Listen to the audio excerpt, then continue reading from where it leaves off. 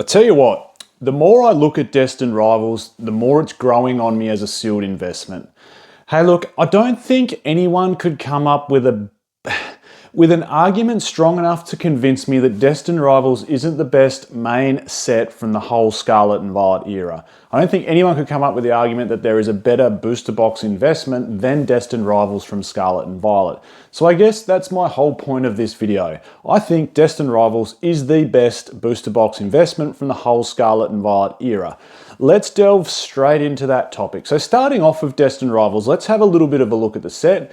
Then I want to give you some comparisons on where it might go in terms of price. Because currently, look, I don't know if inflated's the right word. I actually don't like using that because, you know, I've been in and out of the sale world. Obviously, you know, I work for Toyota. I've been there for a very long time. And, you know, market conditions are really just a reflection of supply and demand. It's all they ever are. You know, we've seen crazy changes through the car industry over the last 5 years, just like the Pokemon TCG world has. And really, the current market price of Destined Rivals is really just based off supply and demand. So I hate to say it's inflated. Look, that's just the current market price. If you want to buy it at that price, buy it at that price. If you don't want to buy it at that price and you want to run the risk of seeing if it'll get any cheaper with reprints, then do that. But let's jump into it, and I want to explain why I think it's the best set. So let's have a look at the box price. Currently it's $288 a box, so it's nudging $300 for one booster box of Destined Rivals. It's been, I don't know if it's been ever since we've seen a booster box price so inflated, well, essentially at launch. This is a very, very expensive booster box at nearly $300 as soon as it comes out. That's crazy. Look, you know, Surging Sparks sort of nudged that price point a little bit. And then, you know, a little bit more supply came onto the market and a lot of the singles started to drop in price and we saw a slight retraction in booster box price. Will Destined Rivals suffer the same fate? As in, will we see multiple reprints or very strong reprints of Destined Rivals? And it doesn't just have to be booster box prices, because remember, the booster box really is a reflection when it first comes out of how strong the hits are inside the set. Because it's not a true sealed collectible yet. The thing's just come out. You know, it's not getting collectible value like, for argument's sake, an XY base set booster box. An XY base set booster box isn't based off the value of the card sitting inside it. It's based off being a collectible in its own right. If you're a booster box collector and you've got all the XY booster boxes in your collection, you need to have base set because it's a base set, and you're not buying it because it's got strong hits inside it. You're buying it because it's a collectible in its own right. We can't make that argument for Destined Rivals yet. There's nothing collectible about it. The booster boxes are absolutely everywhere. The set's just come out. You're buying it based on the value of the cards that come inside it. That's what its current market price is. And its current market price is that because you can pull multiple chase cards from the set. So jumping into the chase cards, we've got Mewtwo, for argument's sake, at $375. It dropped in price since it first came out, like all singles do in the first week or two, and it sort of found its feet around that $375 mark. Now, will it stay there? That's anyone's guess, and this is where my argument with the booster box comes from.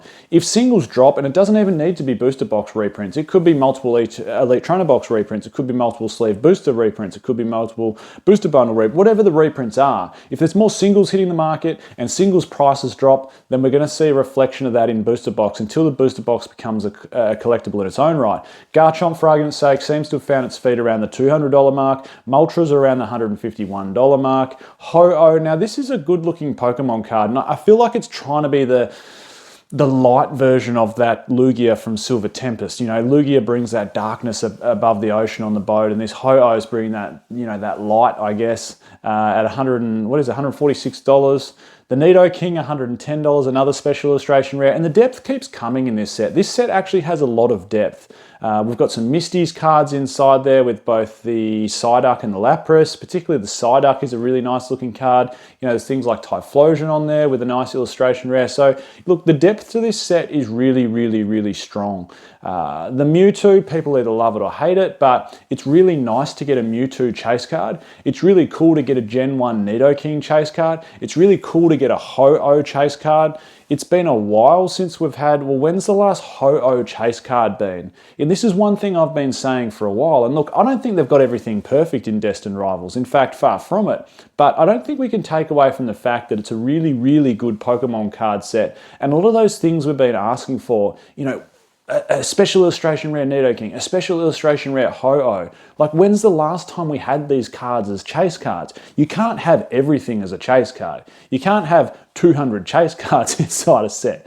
Then it's just not a set, it's not playable, it doesn't work. So, we need to strike a little bit of balance inside the Pokemon card set, and love it or hate it, somewhere in the middle, and think maybe they got it perfect or imperfect or whatever the reason might be. I still think they've done a pretty damn good job on this Pokemon card set. So with that out of the way, at a price point of $288, where will it go? Let me answer that in just a second, but first I wanted to give a shout out to today's video sponsor, which is of course the Collector app. If you don't have it, there'll be a link in the description to download it. It's an awesome app. You can put your whole sealed and singles collection inside there. You can check out my journey down in the content creators section. From a investment standpoint, it's a really, really strong app. Why? Because now there's so many set analytics inside this, which really hone in on the importance of an investable sealed product. So we can look at the total set value of a set, we can look at the top chase cards, we can see their market prices. If you become a pro member, you can see market prices for all sealed and singles prices across a period of time.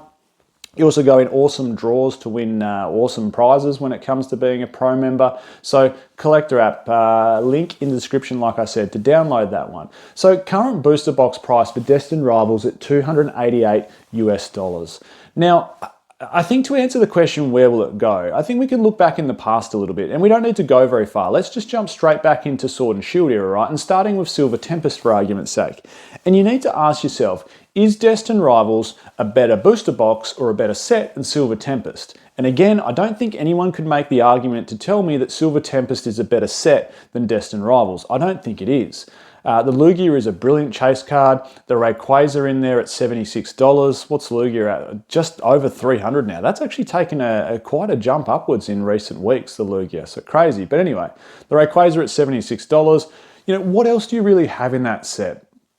People say it's a one-hit wonder. It sort of is, but pulling the Rayquaza, which I've actually done, is quite a nice chase card. It doesn't have massive PSA 10 potential because all you can get is the Lugia in a PSA 10, which has nearly a 20,000 PSA 10 population. It's not a super expensive card, but it's expensive enough to have a bit of a grading play there. But other than that, the trainer galleries aren't worth heaps of money in PSA 10s. They're just not. But it does have a really nice trainer gallery, in my opinion. I like the Rayquaza. I like the Blazikens inside there. Look, I'm not saying it's a bad set, but I don't think it's as strong as Destined Rivals. I think Destined Rivals far eclipses it. And current booster box price of Silver Tempest is $366 US. Look, I know it's not much more than Destined Rivals, but that's a place we can see it could go to in the very near future. Another one, Astral Radiance, is a touch dearer than Silver Tempest, also a touch older at $381 US. And the chase cards inside there, of course, we've got the Machamp sitting inside there. There's the really, really nice, and I think these have been underrated for quite some time, the Origin Form Dialga and Palkia. I think they're both beautiful chase cards. Now, Astral Radiance at $381, same question. Is Destined Rivals a better set than Astral Radiance? Personally, I think Astral Radiance has been underdone for a while. It has a really nice trainer gallery with, of course, Misty Starmie in there. It's the second most expensive trainer gallery out of the 4 trainer gallery sets from the whole Sword and Shield era. But is Destined Rivals a better set? I think you're going to have to argue yes. It is a better Pokemon card set than Astral Radiance. And Astral Radiance at $381.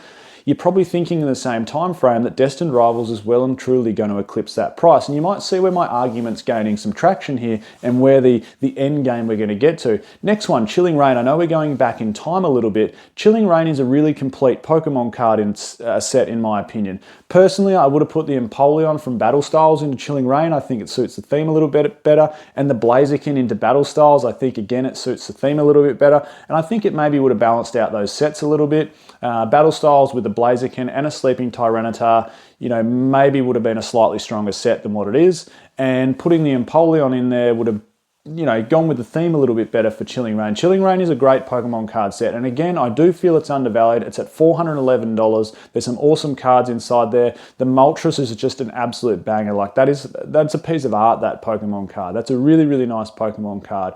$411. Same thing. Is Destined Rivals a better Pokemon card set than Chilling Reign? And I think at this stage, you're almost going to have to argue yes. And the reason you're going to have to argue yes is because Destined Rivals has that nostalgia factor attached to it. There's some more Gen 1 Pokemon. That's probably one of the weaknesses when it comes to chilling rain almost. The Blaziken artwork is perhaps a little bit gimmicky. Love it or hate it, I actually don't mind it. I think it's a good chase card. It holds its value well because the pull rates are so hard.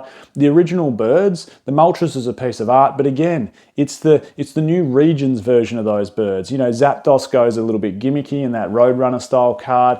And the rest of the chase cards, they're almost like a little bit unknown to a degree, especially for a lot of the older guys like myself or girls collecting, you know, Gen 1, Gen 2, Gen 3, Gen 4 lovers. We don't maybe resonate with some of those Pokemon, which hurt a little bit. But I think, again, you could argue Destined Rivals is a slightly stronger set than Chilling Reign, and as a result, $411 doesn't seem too far away. And finally, another example I wanted to give you from Sword and Shield era is Lost Origin. So Lost Origin booster box is $503. Is Destined Rivals a better Pokemon card set than Lost Origin? That one's probably the hardest one to answer. That Giratina, the Shinji Kanda artwork, look, I think that's going to go down as a stronger chase card than the Mewtwo. In time, I think that resonates so well with people. I don't think I've ever heard anyone say that Giratina is an ugly card. Look, there might be some people with that opinion, but I haven't heard it. I think it's a fantastic artwork, and it's hats off to Shinji Kanda for presenting us with a brilliant artwork from Giratina. And, you know, the Aerodactyl is a super artwork.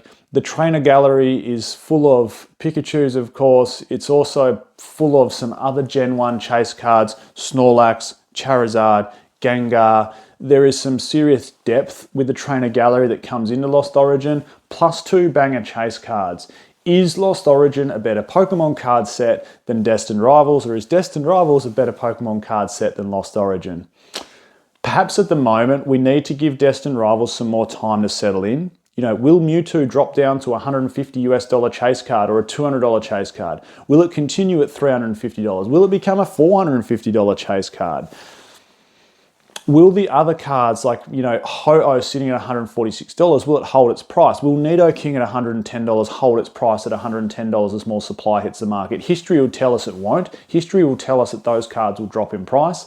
And then it's like, what's the stronger set? Lost Origin or Destined Rivals? And personally, it feels like you're splitting hairs at the moment, and I do think we need to give Destined Rivals more time to sit in. But the fact I'm trying to get to here with all these examples, including Lost Origin booster box at $503, is this is the place that Destined Rivals will get to very, very quickly. Because it's better than Silver Tempest, it's better than Astral Radiance, you could probably argue it's better than Chilling Reign. Is it better than Lost Origin, or is it on par with Lost Origin at $503? What it's telling us, though, in my opinion, even if it is on par with Lost Origin and maybe not better, at least if it's on par, that, you know, it's not going to be too far away in the distant future of being a $500 booster box. And look, plenty of people can make the argument, oh, everyone's hoarding it now, everyone's putting booster boxes of Destined Rivals away, you know, scalping, investing.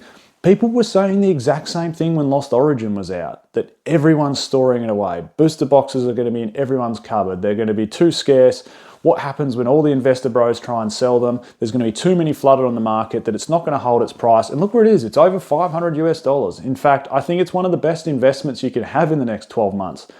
I would be incredibly surprised in 12 months' time if Lost Origin isn't a $700 booster box. I'd be incredibly surprised. Could be completely wrong, but I'd be very, very surprised. So what that tells us is those are the places that Destined Rivals is going to. And that's the whole summary of this video. That's how I think we can tell where it's going to be.